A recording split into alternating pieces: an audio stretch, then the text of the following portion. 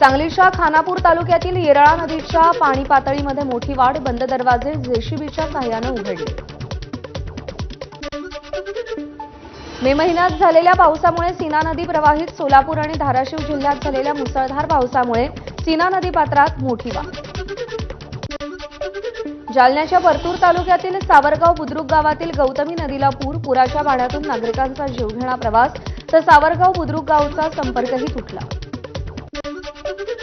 लातूर जिल्ह्यात जोरदार पावसामुळे मांजरा नदी तुडुंब भरली, रेणा आणि तेरणा नद्याही दुथडी भरून वाहू लागल्या।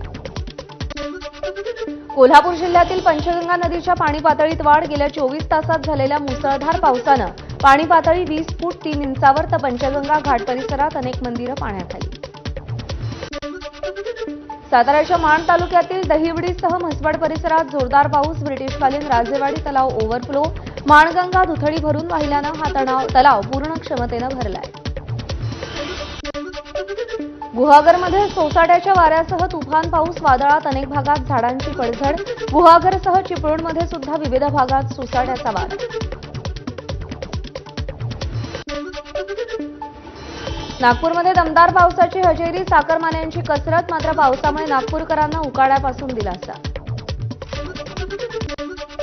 गोंदियात सलग दुसऱ्या दिवशी वादळी वाऱ्यासह पावसाची हजेरी, सततच्या पावसामुळे धान उत्पादक शेतकरी चिंतेत। भंडाऱ्यात सलग दुसऱ्या दिवशी मुसळधार पावसाची हजेरी, शेकडो हेक्टरमधील भात पीक धोक्यात, शेतकऱ्यांवर अस्मानी संकट।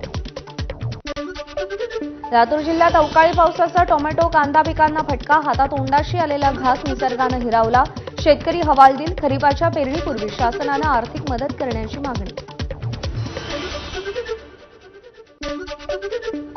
नाशिकच्या मनमाडमध्ये पावसाची संततधार, मनमाड बाजार समितीमध्ये कांदा उत्पादकांचे हाल, लिलाव शेड नसल्यानं कांदा पूर्णतः भिजला। यवतमाळ जिल्ह्यामध्ये पावसामुळे भुईमूग पिकाचं मोठं नुकसान, शेंगांना बुरशी आणि कोंब फुटले, शेतकरी हवालदिल। रायगडच्या खोपोलीमध्ये आपत्ती व्यवस्थापनाचं मॉकड्रिल, सुभाषनगर दरडप्रवण क्षेत्रामध्ये जिल्हा प्रशासनाकडून मॉकड्रिल, आपत्कालीन यंत्रणांच्या सज्जतेची चाचणी घेण्यासाठी मॉकड्रिलचं आयोजन।